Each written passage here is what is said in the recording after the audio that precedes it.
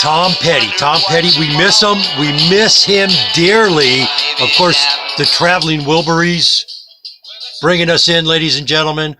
It is Thursday, December 28th. And as going out here, I got to say a whole bunch of thank yous. For this past year. Team Ironclad, Griffin Security, foreclosurepedia.org, the information that I've been allowed to use from these people that they've assisted me with. Thank you. Of course, the lawyers and all the tipsters.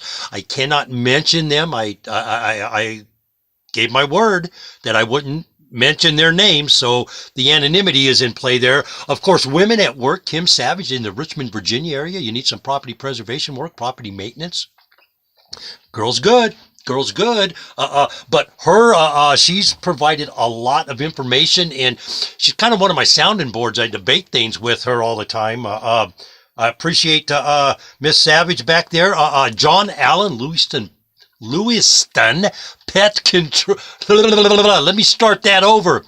John Allen with Lewiston Pest Control. He's firing NARPY back up. Going to be doing some ebooks, I think. And we'll find out more about that going into next year. We'll talk about what's going to happen here in just a second. But MDG Blogger, Zen Honeycutt, the GMO girls. How do I not just be in heaven over the non-GMO girls? MDG Blogger, check her blog out. Zen Honeycutt, of course, Moms Across America. Carrie Gillum, Whitewash, Corruption of Our Science, Academia, Skinny and Single. Life with a Grain of Salt. Go check her website out, Skinny and Single. And Alicia, the Good F Word. The Good F Word, of course, talking food. A-hole blogger guy. The guy's got some great stuff. They got Tahoe Markets. The only winter farmer's market that delivers that I've ever heard of. How do you go wrong? Lake Tahoe, you get snowed in, you still get your produce. They got artichokes going on right now, too. And, of course, how do I Foothill Feed and Mercantile, organic feed, non-organic feed, or non-GMO feed for your critters? Not many places are selling certified organic critter food. Check them out. And of course, all the people that have helped out with donations and advertising and whatnot over this past year, from the bottom of my heart, it's humbling. It really is. Thank you, because many of you people that have been with me for a while, you know that even though I've done some very stupid things in my life, I still bring something good to the table, and who knows, maybe we turn it around and I don't do stupid stuff no more.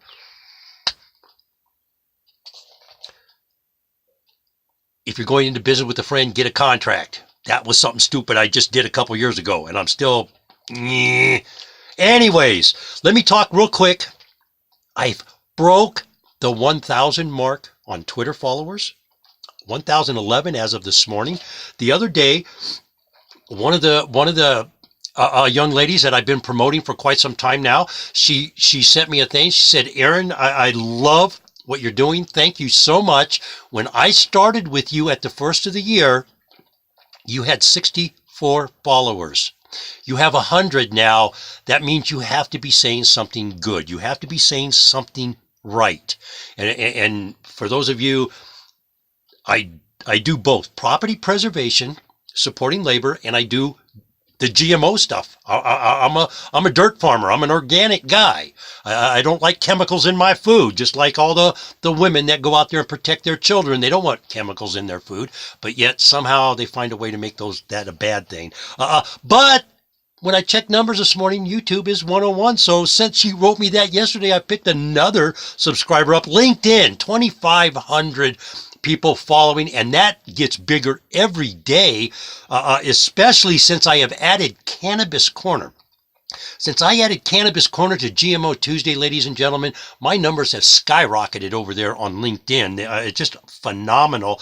And the biggie, Cheryl Schuma, they bill her as a Martha Stewart of marijuana. Hey, Maybe I can get a cookie out of this. I don't know.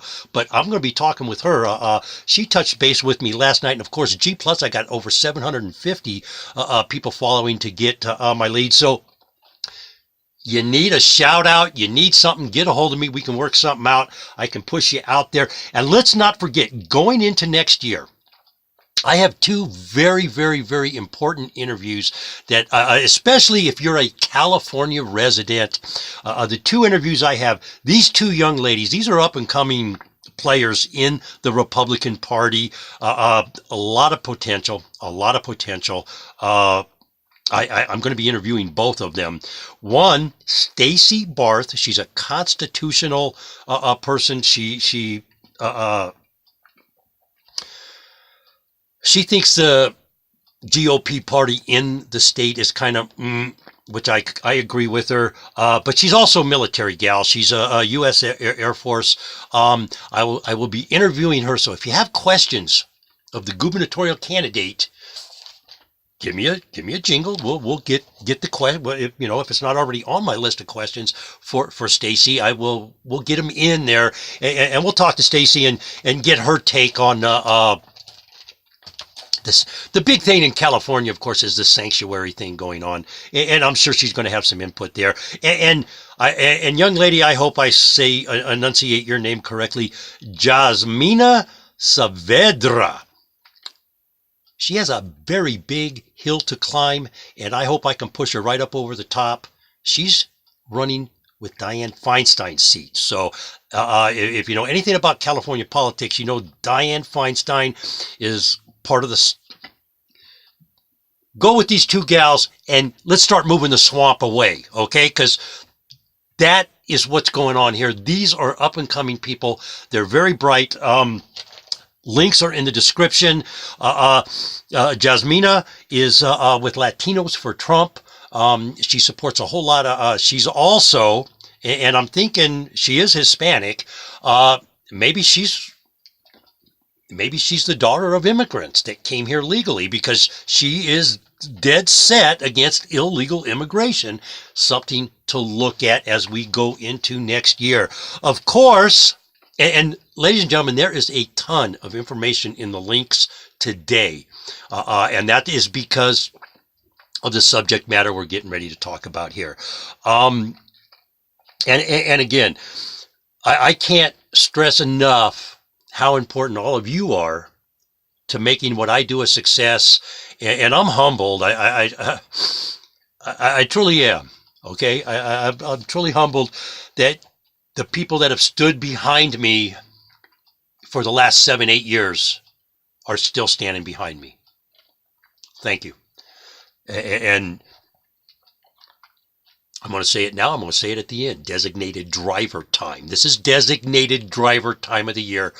Go have a good time, but find yourself a designated driver. Don't be stupid. Do not be stupid.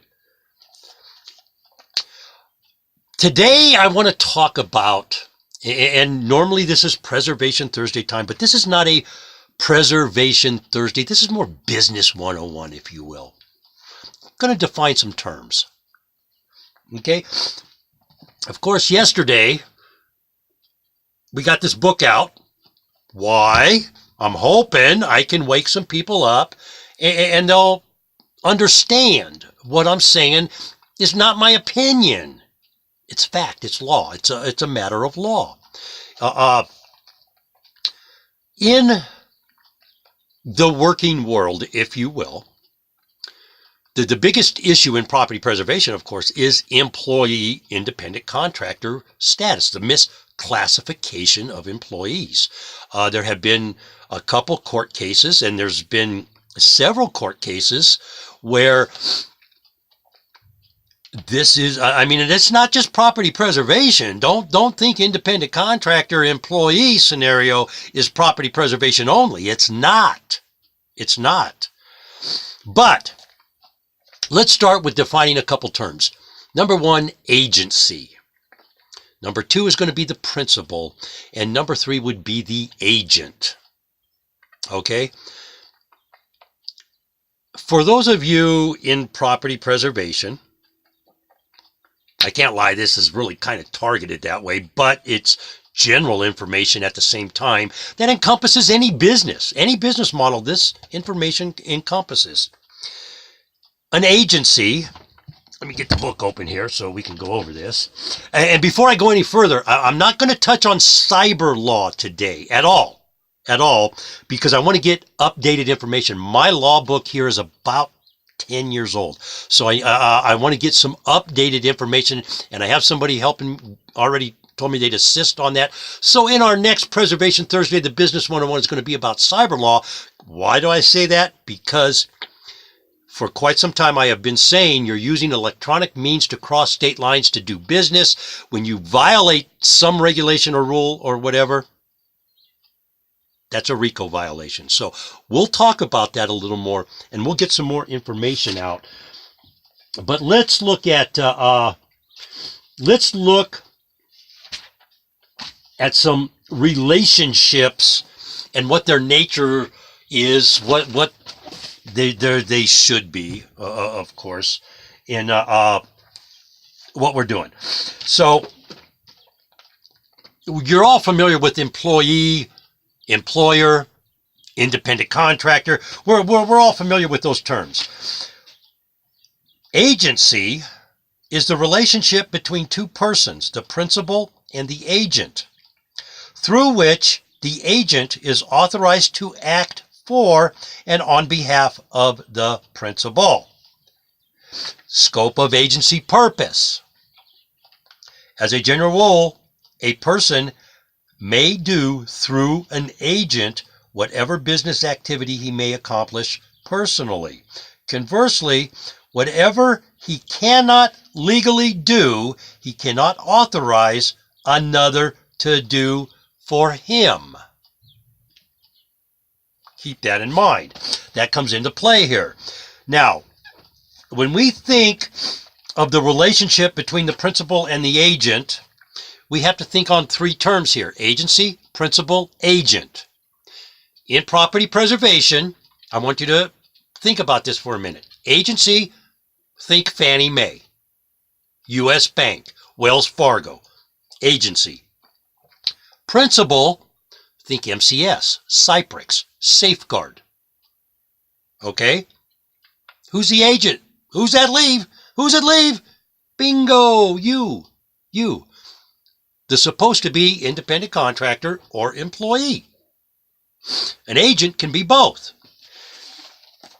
So, and I want to read this. I want to read this to you.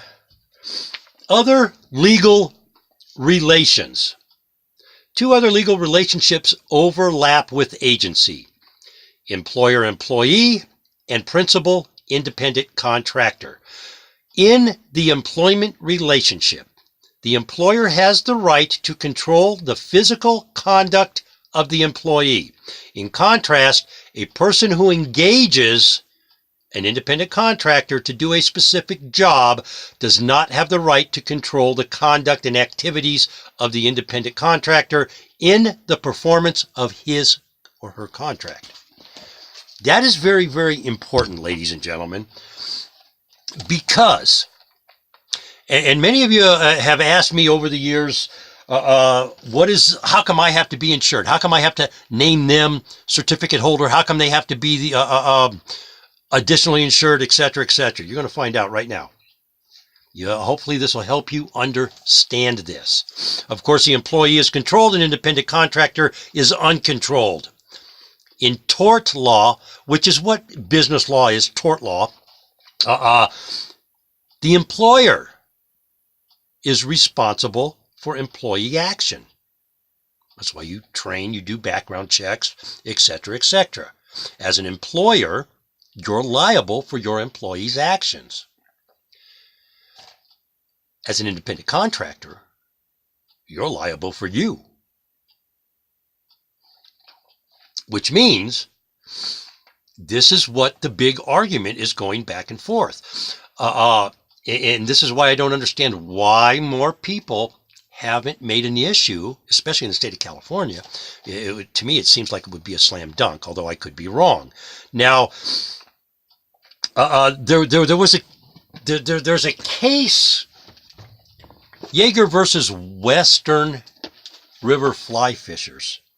That very, very entertaining. And it was decided that more examination had to be done. Remember, this book, I believe, was printed before the most current independent contractor definition by the IRS. But in Western Rivers Fly Fishers is located on federal U.S. forest land, and the people who provide tours for fly fishing have to be licensed through the U.S. Department of Forestry.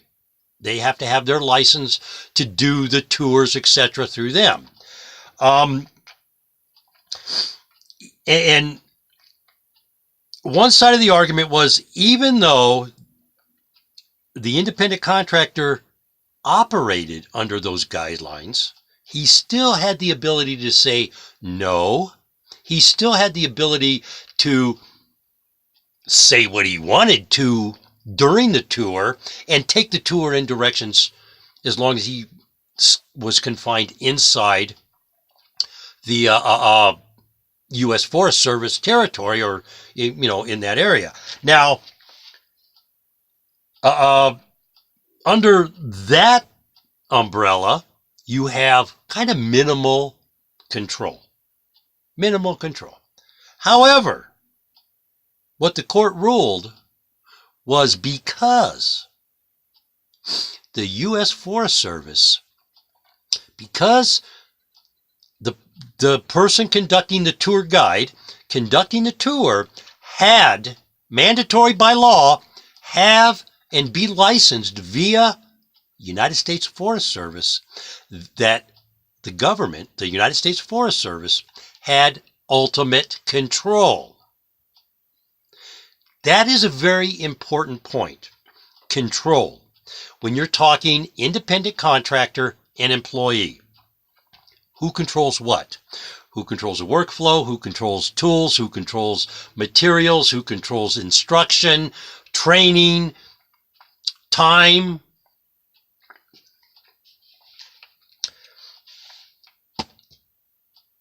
We've all heard about franchises. We've all heard about them. Who bears the ultimate response? Let's say you get a McDonald's. Who bears the ultimate response? You, as a franchise owner, you get your McDonald's, you've opened it up, you got the floors all shiny, the tables spit shined, everything's white glove treatment, you're cooking the burgers, you got people coming through, someone slips and falls. Whose fault is that? Who's liable? This is going to surprise you. It's not what they call the franchisee. It's the franchisor. Why? Because Mickey D's has ultimate control over the franchisers. They set the hours, they set the menu, they set the materials, the product, if you will, and they have guidelines for hiring, etc., etc., etc. When we start talking contracts and law, there's a couple different terms that we're going to talk about. And one of the ones I want to talk about is what they call duty of obedience. Duty of obedience. The duty of obedience requires the agent to act in the principal's affairs only as authorized by the principal and obey all reasonable instructions and directions of the principal. Pardon me. An agent is not, however, under the duty to follow orders to perform illegal or unethical acts such as misrepresenting the quality of the principal's goods or those of a competitor. And let me back up right there. Let's go right back. I'm going to read that one section again. An agent is not, and remember, you, the working Joe, the working stiff that goes out and fronts all his money to do a job right now, you're the agent. That's what you are. You're the agent. You are, however, under a duty to follow orders.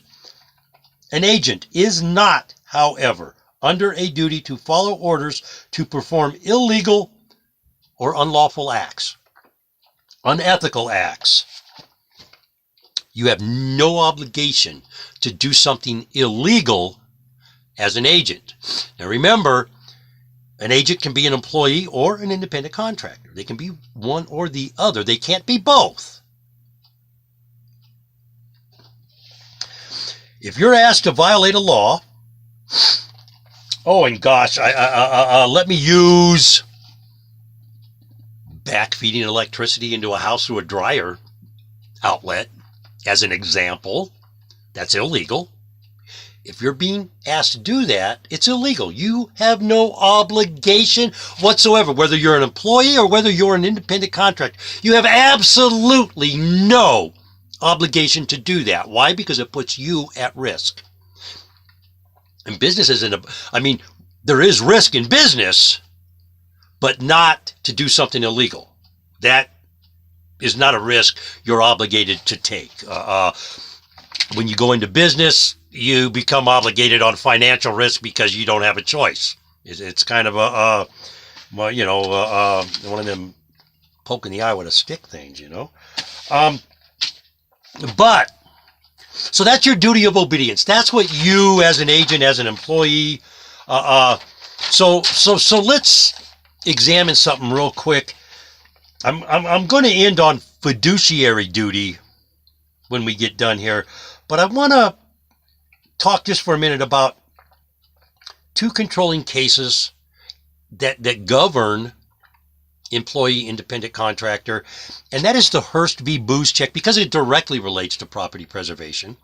Brad Hearst, of course, was performing property preservation work for Booz Check Enterprises, and a couple things, and the links are in the description to this case and Bowerman versus Field Asset Services. So here's what the court ruled. First and foremost, if you're not a licensed contractor, having a business license does not make you a licensed contractor in the sense of repair work, rehab work. Having a business license will allow you to mow a lawn because that's considered maintenance. You can do, Aladay LLC was actually licensed under Nevada's handyman laws. I could do jobs up to X amount of money in materials and labor. Some states like Nevada have a loophole in that law called owner builder. If you own a property and you buy the materials, you can hire me to work those materials and put them in and do whatever. Let's say you want windows done on your house. Okay? You have 5 windows that you need replaced, and you call me and say, hey, how can we do this? Are you a contractor to do this? And I tell you the truth. No, I am a glazer. I have experience in installing windows. You can look at my resume. I said, according to Nevada law, here's how you do that. You buy the windows, give me a call. I install windows, $150 a window. I'll come put them in for you. I'll bring all those materials and put them in for you. That is legal. Can I go buy the windows, install them, charge $2,500? No. I've exceeded a dollar limit on the thing, which would violate the handyman laws of Nevada. So I could never do that. When we bought windows, when I do that, the homeowner buys the windows and I come put them in. And if my labor is going to go over $1,000, I have a problem. I can only do a job up to $1,000, including labor and materials. The homeowner can hire the handyman, buy the materials, and then pay the handyman for his labor. That's how that works, ladies and gentlemen. At least in Nevada. I'm not sure California. I'm living over here now, so probably I want to check the rules over here, huh? You can't go in front of the court and say, oh, I'm sorry, Your Honor, I didn't know, because he's going to hit the little hammer, that little wooden hammer on the thing. Ignorance of the law is no excuse. The other issue, and we talked about this before, the other issue in that Hearst case, which rode into FAS, was standing. Although FAS was actually licensed in every state. FAS was one of the national order mills that was licensed in all 50 states. FAS was one of the organizations, one of the order mills that had their own infrastructure to do everything. And this is why I've always questioned the proven, the PPW and all that kind of stuff, because it's third parties allowing somebody to do something and sub the work down the line. If it wasn't for those third parties, those other order mills wouldn't be able to exist, is basically what's going on. But standing, they ruled Booze Check didn't have any standing because they weren't licensed to conduct business in the state of California. And how that worked, how that determination was made by the court, the work product never left the state. It never left the state. And I want you to think about that for a minute. Labor doesn't cross the state lines, and neither does the property. It doesn't get up and move. It stays right there. So everything you do on a home, on a property, work product of that state, work product of your jurisdiction. That's where subject matter jurisdiction comes into play. And if a company is not licensed, properly licensed, and this is, as you know, that's the big issue I have with that industry, the numerous amount of companies pushing work all over the country, improperly licensed, yet the poor guy that is trying to make a buck has to jump through 9 million hoops to be in compliance. Yet the person forcing compliance on them is not in compliance. Kind of an oxymoron, isn't it? I think that's irony. Irony is probably what it is. But the other issue, as I said, fiduciary duty. Why is there an issue going on in property preservation industry, ladies and gentlemen? Companies don't stand behind their fiduciary responsibilities. Fiduciary duty. Sit down for a minute, take a deep breath, get your coffee, because this will take a minute.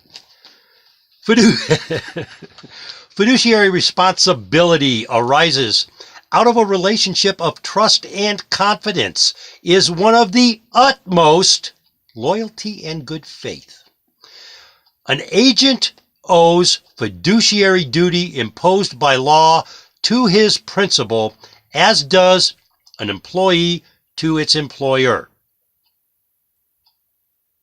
In other words, I think we've all heard the phrase, and you might have even been guilty. You might even be able to raise your hand and say, yeah, I have said this before. Why should I hire you? I'm going to come give you an honest day's work for an honest day's pay. That's what that says right there. What they're talking about, loyalty, what they're referring to in loyalty and good faith, let's think about it for a minute. You're trusting somebody to stand behind their word. Excuse, throat's a little rough today. But the reality is, ladies and gentlemen, you're trusting somebody to stand behind their word that you're going to do something, or they're going to do something in exchange for your product. And ladies and gentlemen, make no mistake, I don't care. In the property preservation industry, everybody says, I don't have a product. You do have a product. It's called your labor, your time, your service. That's a product. Let's break that down for just a minute.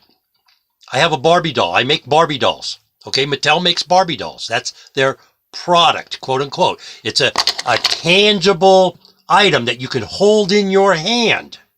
That's a product. Okay.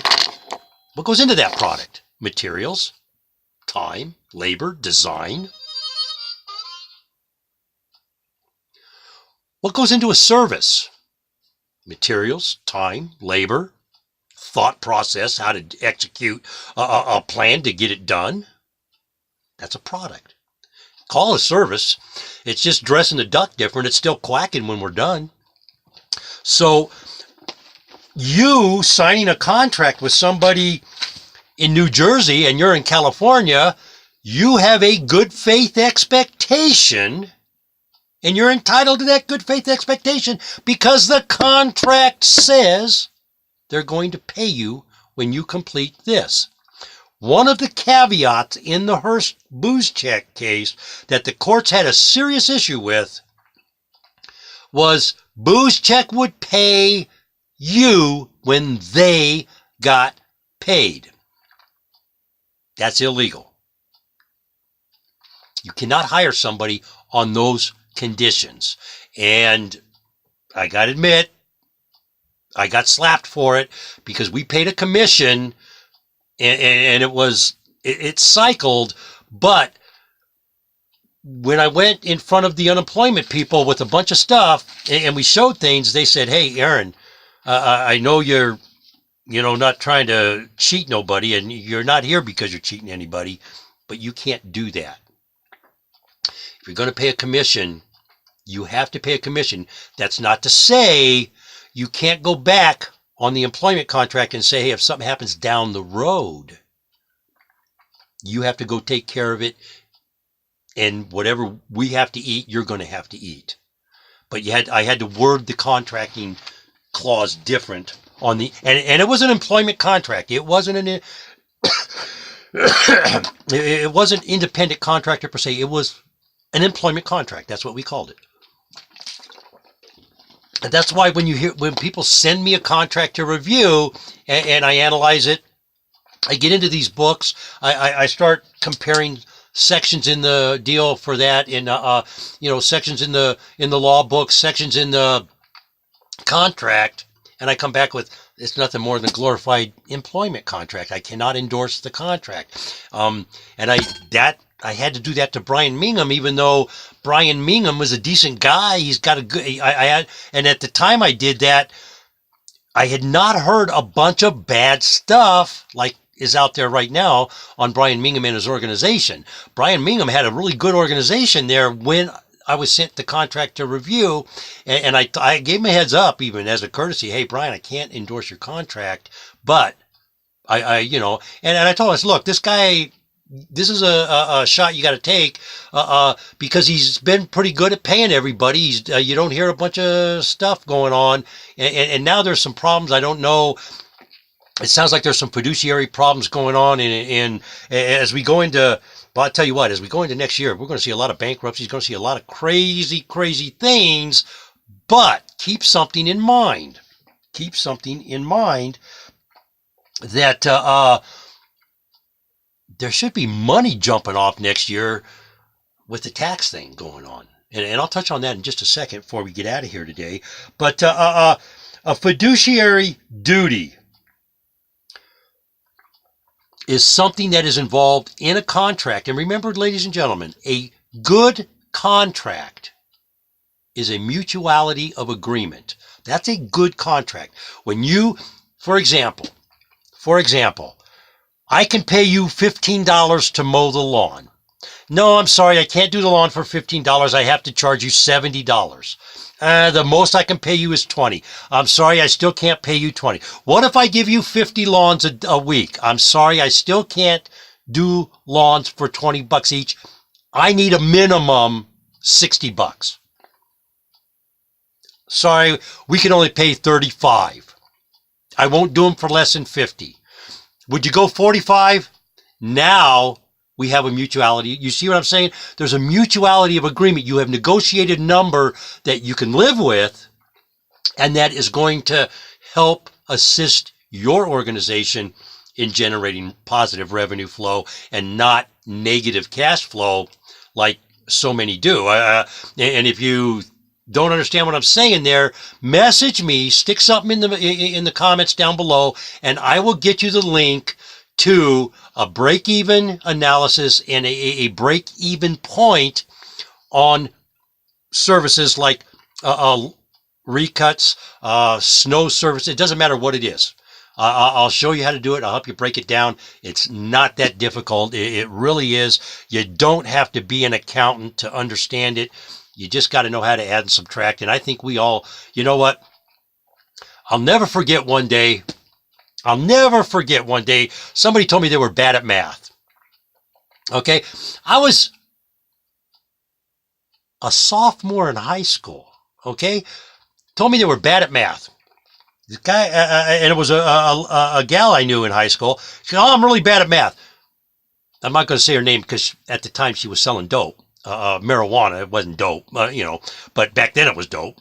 But so I asked her something. I just asked her a question about selling weed.